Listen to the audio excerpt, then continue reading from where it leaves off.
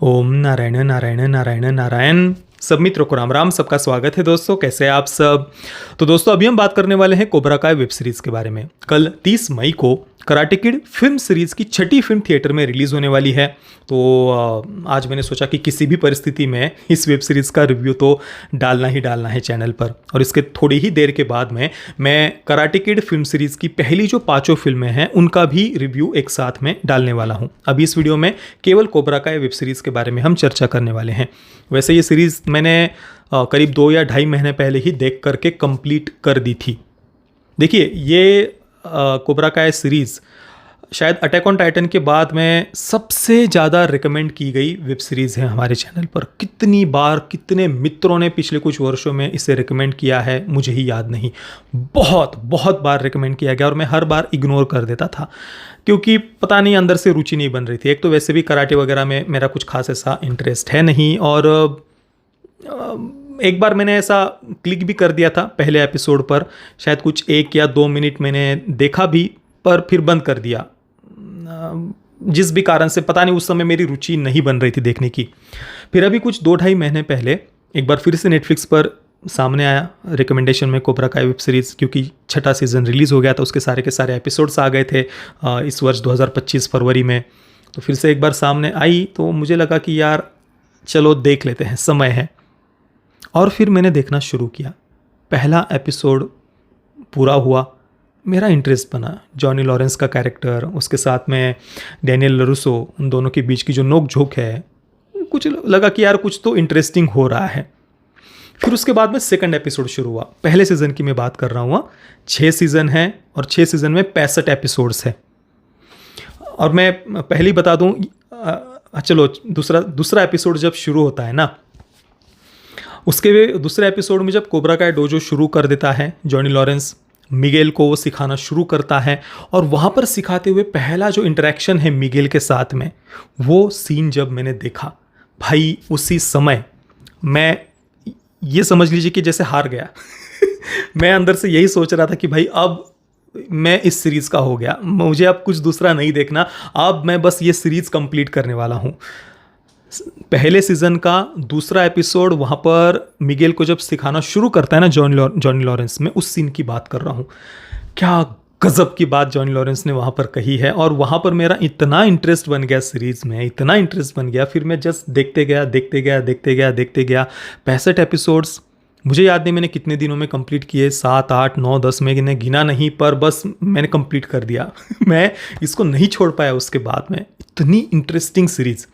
चलो क्या क्या बातें इंटरेस्टिंग है, कैसे है, वो हम आगे बात करेंगे। पर पहले उस पहले सीजन के दूसरे एपिसोड के उस सीन की बात करते हैं जहाँ से मेरा सच में इंटरेस्ट इस सीरीज़ में अंदर से बना। अब देखिए, मिगेल को जब जॉनी लॉरेंस सिखाना शुरू करता है, शुरुआत में वो कमज़ोर है, ऑब्वियसली कमज़ोर ही होगा। तो उसका अस्थमा का जो इनहेलर वगैरह है वो बार बार मुंह पर लगा रहा है, कमज़ोर है, जो भी उसके विचारों के कारण वो पूरी तरीके से कमज़ोर बना हुआ है। अब वहाँ पर जॉनी लॉरेंस उसके हाथ से वो इनहेलर उठाता है और दूर जा करके वो फेंक देता है और स्पष्ट रूप से कहता है, ये इनहेलर, पीनट एलर्जी वगैरह, ये सब जो फालतूगिरी है ना, मेड अप बुलशिट, ये शब्द वो उपयोग कर रहा है। तुमने अपने मन से बनाई हुई ये सारी फालतू की बातें हैं, मेड अप बुलशिट वो शब्द उपयोग कर रहा है। और वो अस्थमा के इनहेलर उठा करके फेंक देता है और कहता है कि ये सारी कमज़ोरी है ना, यहाँ से बाहर निकाल के रखना, यहाँ ये सब लेकर के मत आना, पीनट एलर्जीज़ है, मुझे अस्थमा, ये भाई ये कमज़ोरी, मेड अप बुलशिट बाहर रखो। और ये आप देखिए, ये सीरीज़ तो मैंने अभी देखी कुछ 2 ढाई महीने पहले, पर आपको याद होगा मैंने कई बार पिछले कई वर्षों के कई सारे वीडियोस में आपको ये बातें मिल जाएंगी। मैंने कई बार ये बातें बोली हुई है कि वेस्टर्न वर्ल्ड ने जो ये बस भौतिकता के पीछे भागना, मन पर नियंत्रण ना रखना, इन बातों के कारण 10 नहीं, 50 नहीं, सैकड़ों प्रकार की अलग अलग एलर्जीज इन्होंने खोज करके रखी है।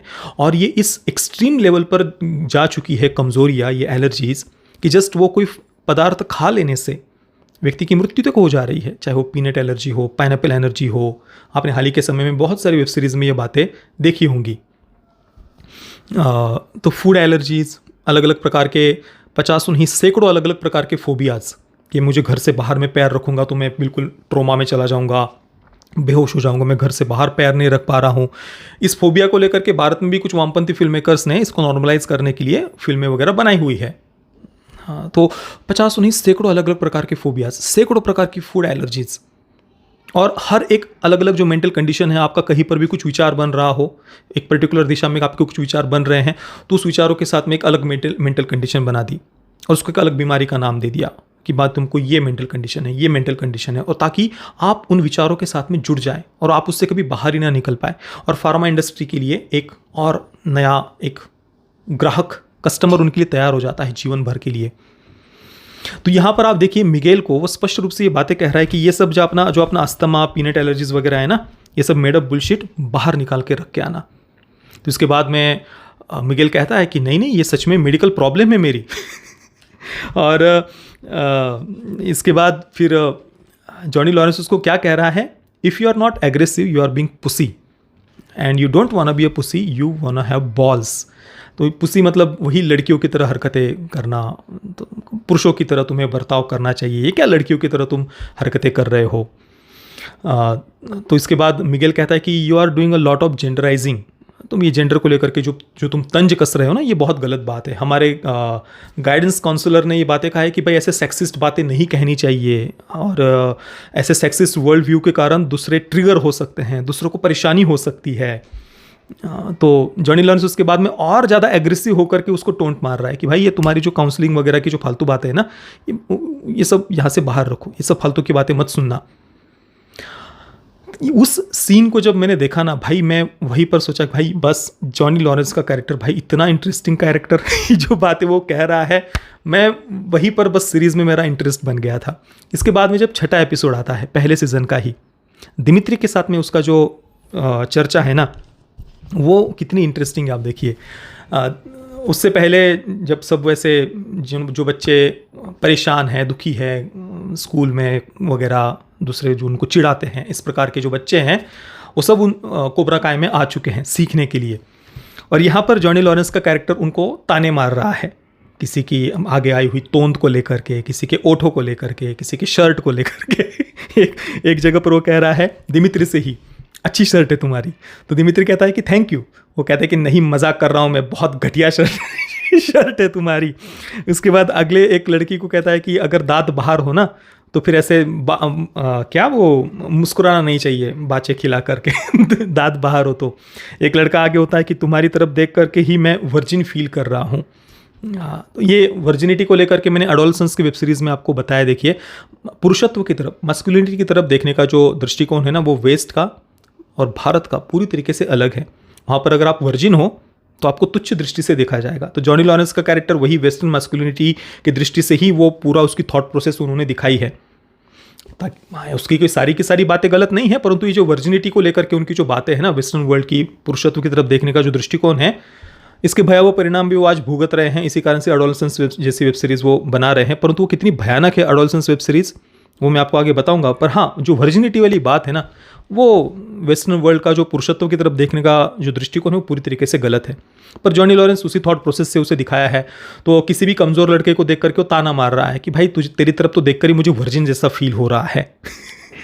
किसी की तोंद को लेकर के वहाँ पर वो ताने मार रहा है, किसी को लूज़र कह रहा है, किसी को बेवकूफ़ कह रहा है। और अजीब टोपी पहना हुआ एक बच्चा जिसका पेट लटका हुआ है, ऐसा भी एक ताना वो मार रहा है एक लड़के को। और जो एली का कैरेक्टर है उसको लप्पू लप्पू कह रहा है, उसका ओठ ऊपर से कटा हुआ है इसके लिए।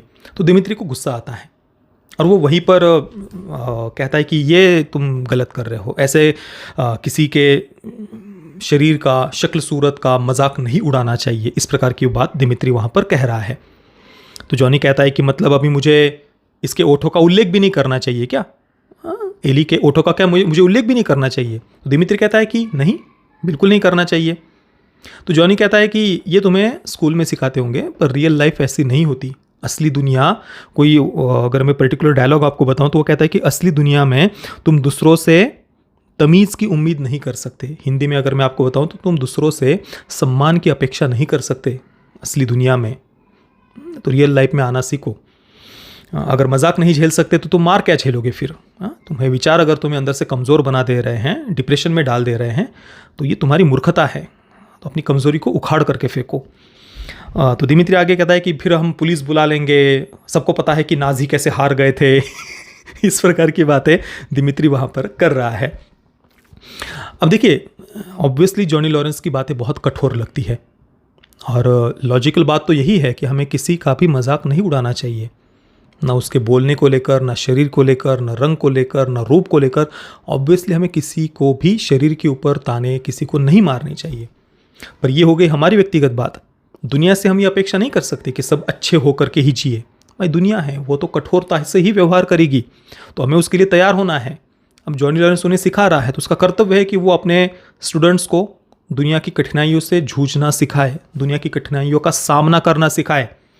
अगर वो गुरु ही, जॉनी लॉरेंस ही अपने विद्यार्थियों को, स्टूडेंट्स को कमज़ोर करेगा तो दुनिया से लड़ना वो कैसे सिखाएगा, दुनिया का सामना करना कैसे वो सिखाएगा। तो ऑब्वियसली ताने मारने से तुम्हें तकलीफ हो रही है ना, तो मैं और ताने मारूंगा और ज़्यादा बोलूँगा, जो बातें तुम्हें चुभती है मैं और वो बातें बोलूँगा, ताकि तुम अपनी कमज़ोरी को अपने हाथों से उखाड़ फेंको।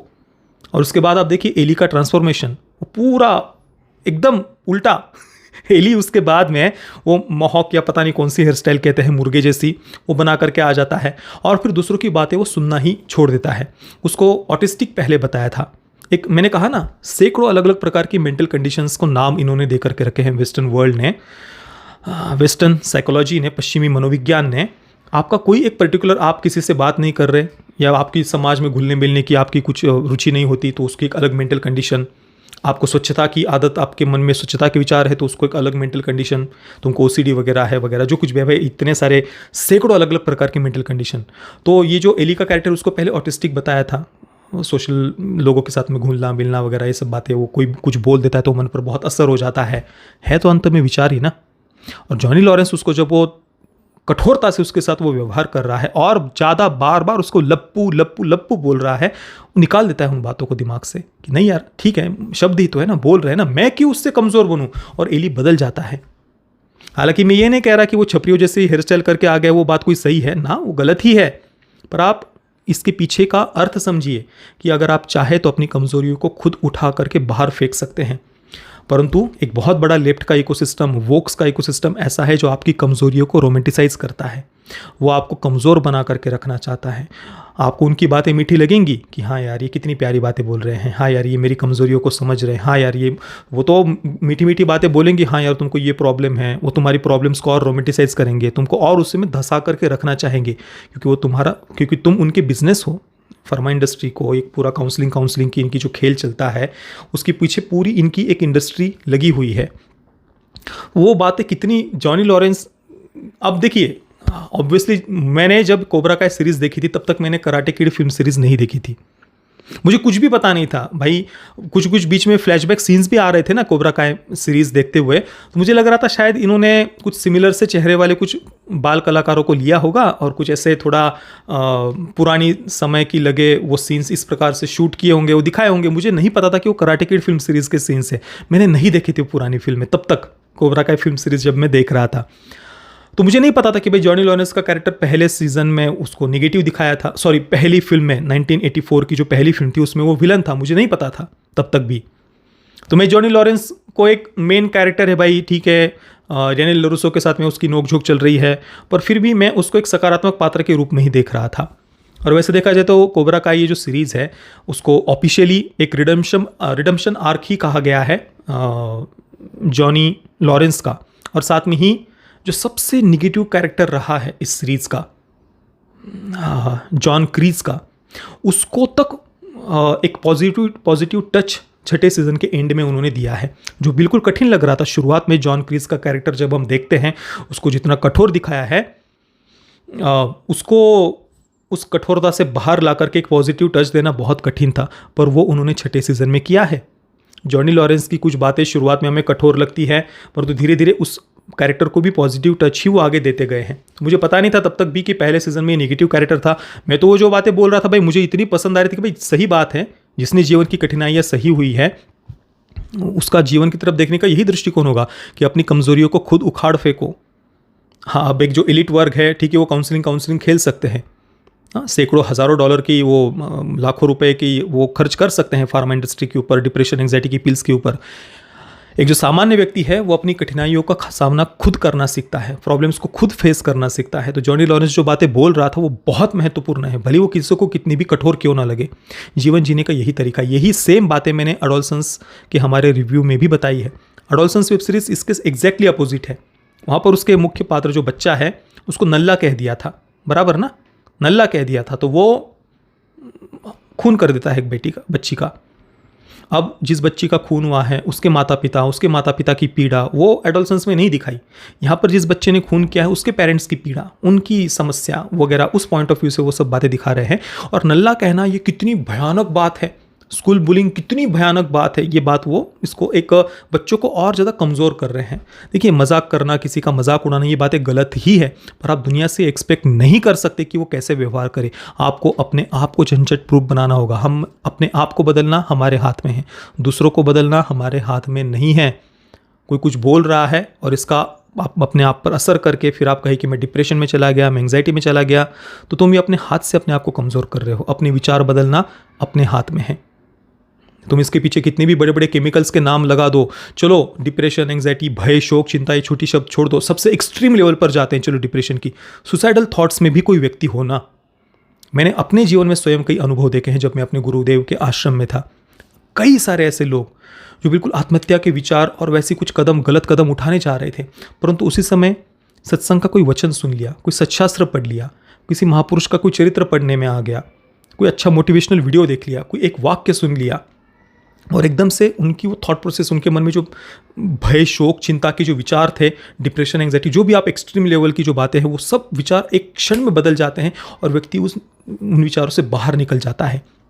चाहे उसके पीछे कोई एक छोटा सा वाक्य हो, कोई मोटिवेशनल वीडियो हो, कोई संतों का चरित्र हो, महापुरुषों का चरित्र हो, कोई सत्संग हो, कुछ भी हो, वो बात आपको वहाँ से बाहर निकालती है।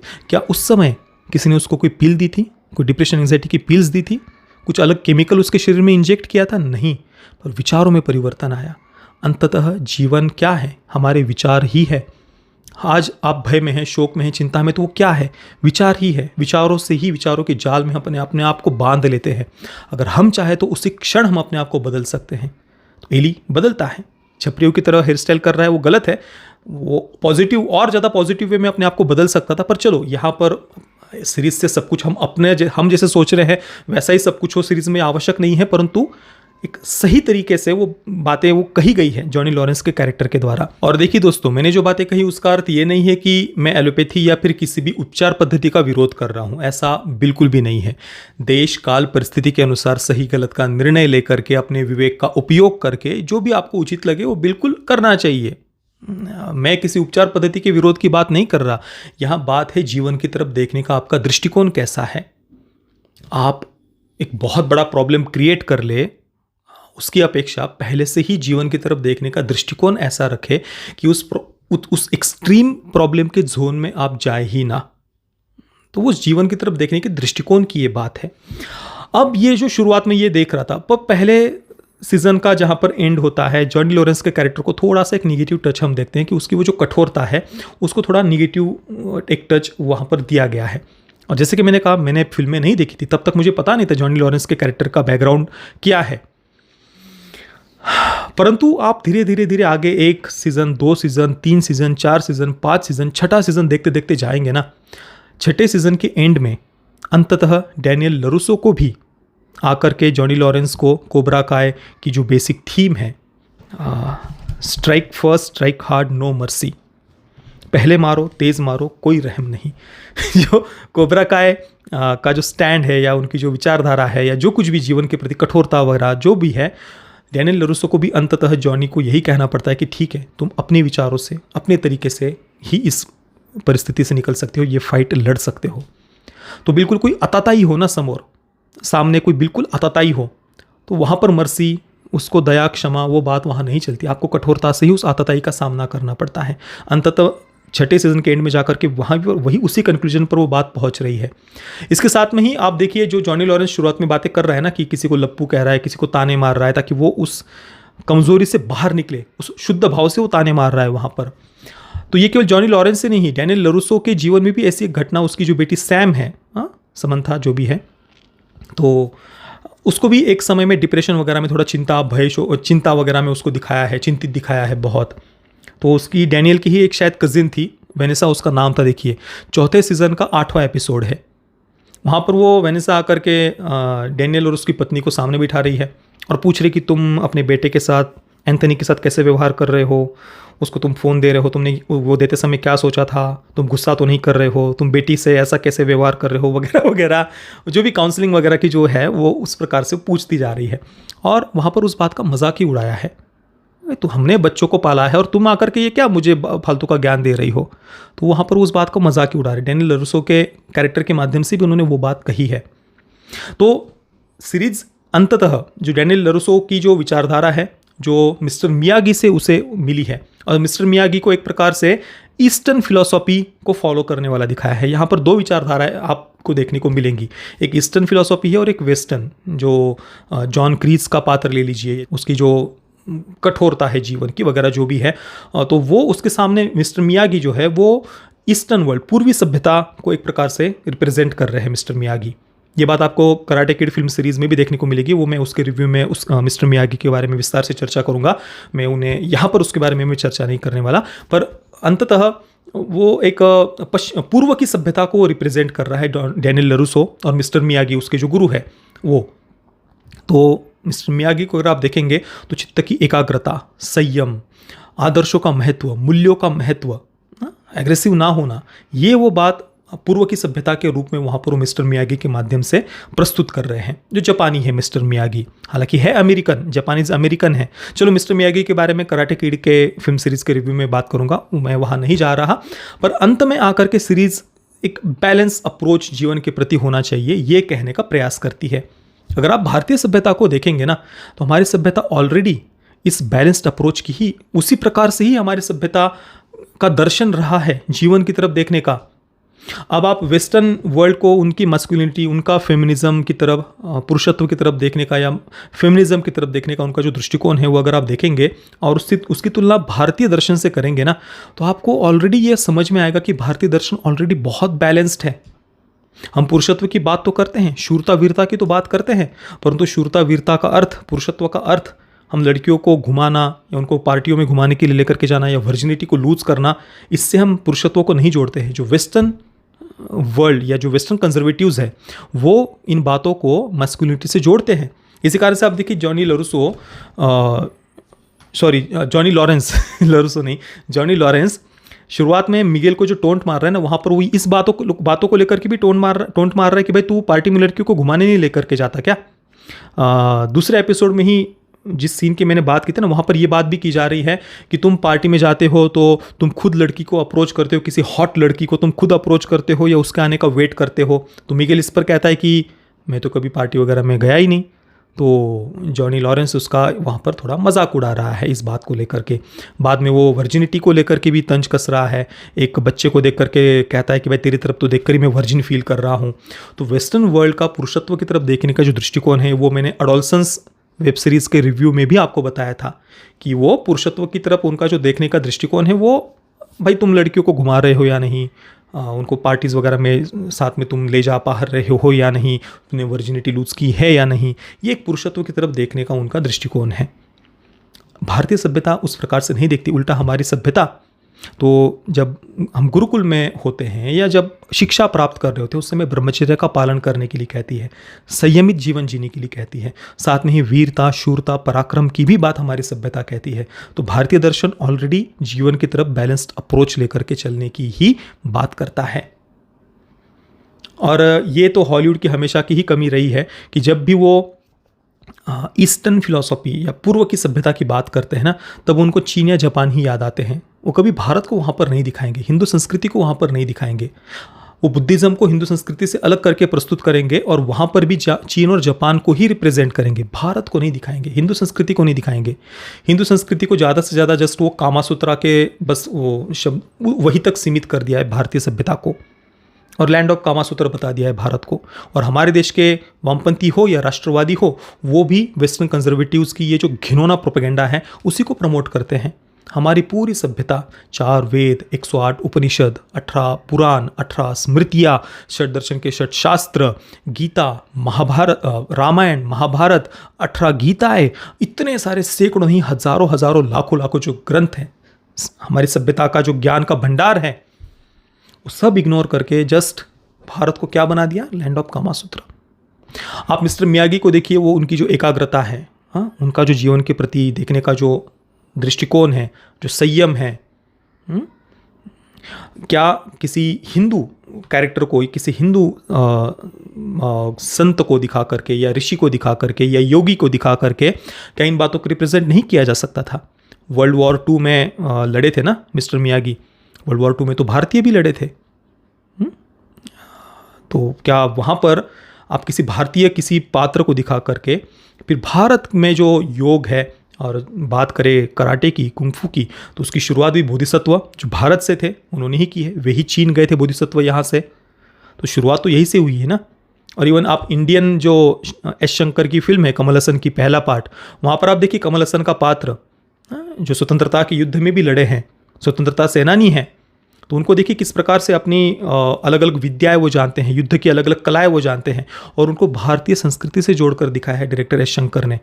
तो इसी प्रकार का कोई पात्र जो वर्ल्ड वॉर 2 में भी लड़ा हो, जिसने भारत का स्वतंत्रता सेनानी भी हो, और वो किसी ऐसे अमेरिकी वाइट कैरेक्टर को, चाहे मिगेल हो या किसी भी कैरेक्टर को, मिगेल तो चलो अमेरिकन नहीं दिखा, मैक्सिकन मूल का उसे दिखाया है, जो भी है, परंतु क्या किसी भारतीय इस प्रकार का पात्र वो टीच कर रहा है? और भारत के योग, महान योग की परंपरा, अलग अलग युद्ध कलाएं भारत की, क्या उन्हें प्रेजेंट नहीं किया जा सकता था पूरे विश्व के सामने? पर नहीं, हॉलीवुड हो या वेस्टर्न वर्ल्ड, कभी भी भारत को, भारतीय सभ्यता को वो स्थान, वो महत्व वो उन्होंने दिया ही नहीं है।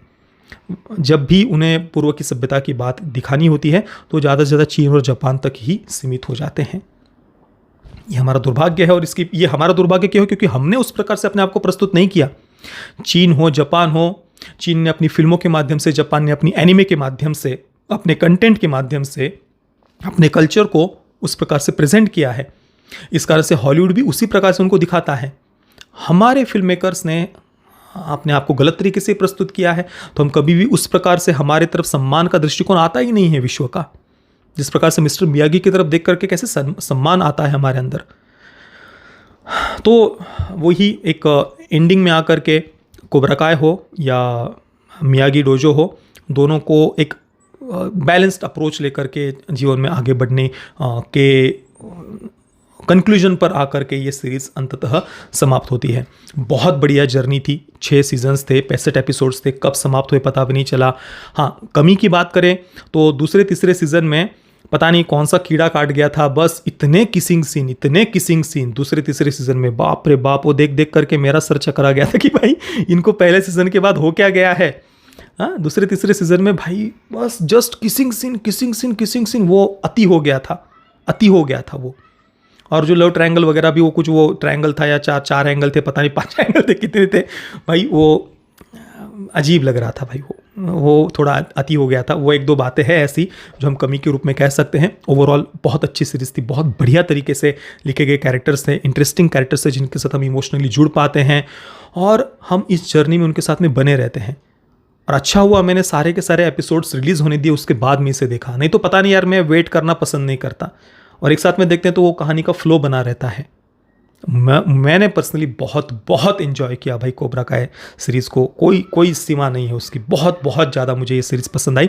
एक और बात मैं आपको कहूँगा, जॉन क्रीस का जो कैरेक्टर है ना, जॉनी लॉरेंस के जो गुरु जॉन क्रीस का कैरेक्टर जो वियतनाम वॉर में भी लड़ा था, उसको आप देखिए, थोड़ा मैंने कहा ना, वेस्टर्न कंजर्वेटिव्स को ही रिप्रेजेंट वो कर रहे हैं एक प्रकार से जॉनी लॉरेंस, और उसके जो टीचर है, सेंसेई है जॉन क्रीज, वियतनाम वॉर में वो लड़ा है, तो युद्ध की जो कठिनाइयाँ उसने सही है, वहाँ पर जिन प्रॉब्लम्स को उसने फेस किया है, साथ में उसकी जो गर्लफ्रेंड थी जिससे वो प्रेम करता था, उसके एक्सीडेंट में मृत्यु हो गई थी और वो न्यूज़ तक उस तक नहीं पहुँचने दी थी उसके कैप्टन ने।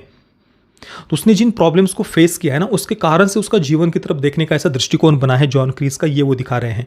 और वो कई बार जो कोई मैक्सिकन व्यक्ति है उसने अमेरिका में कोई स्टोर खोला है तो उनको ताने मार रहा है, उनकी लैंग्वेज को लेकर के ताने मार रहा है कि मैक्सिकन है तो यहाँ पर मैक्सिकन भाषा में बात कर रहा है, तो वो तो एक उसकी वो भेदभाव वाली मेंटेलिटी की भी वो यहाँ पर दिखा रहे हैं जॉन क्रीज के माध्यम से। जॉनी लॉरेंस का कैरेक्टर भी उसको जॉन क्रीज के जितना एक्सट्रीम नहीं दिखाया है, परंतु फिर भी हालांकि दोनों को ही वेस्टर्न कंजर्वेटिव्स के पॉइंट ऑफ व्यू से ही वो दिखा रहे हैं और एंडिंग में जाकर उन दोनों ही पात्रों को एक पॉजिटिव मोड़ पर ला करके उन्होंने समाप्त किया है। जॉन क्रीज के कैरेक्टर को पॉजिटिव टच देना बहुत कठिन था, पर वो भी उन्होंने एंडिंग में जाकर के दिया है, एक सकारात्मक मोड़ पर ला करके उस कैरेक्टर को उन्होंने समाप्त किया है। चलिए, काफ़ी सारी चर्चा इस सीरीज़ के बारे में हो गई। वैसे तो कैरेक्टर्स इतने सारे हैं कि एक एक के ऊपर हम बात करने बैठ जाए, एक एक कैरेक्टर के ऊपर, दिमित्री हो, एली हो, सैम हो, समंथा हो, उसका भाई एंथनी हो, भाई बहुत कुछ है बोलने जैसा, पर वो बहुत ज़्यादा बड़ा वीडियो हो जाएगा। कुल मिलाकर इंटरेस्टिंग सीरीज़ है। जस्ट वो थोड़ा किसिंग सीन वगैरह बहुत ज़्यादा दूसरे तीसरे सीज़न में हो जाते हैं, वो अति हो जाता है 2-3 सीज़न में। बाकी ओवरऑल सीरीज़ अच्छी थी। मैं कोबरा काय को दूंगा 9.5 out of 10 stars. Parental guidance की कोई भी आवश्यकता नहीं है। हाँ, मैंने वो किसिंग सीन वगैरह की बात की, वो बातें हैं इसमें। बाकी ओवरऑल सीरीज़ अच्छी है। बाकी जिन मित्रों ने इस सीरीज़ को देखा है, आपका अनुभव कैसा रहा मुझे आप नीचे कमेंट में अवश्य बताना। और कराटे किड्स फिल्म सीरीज़ का भी मैं इसके बाद रिव्यू डालने वाला हूँ, वो भी आप अवश्य देखना। ये वीडियो देखने के लिए आप सभी मित्रों का बहुत बहुत धन्यवाद। जय श्री राम, वंदे मातरम।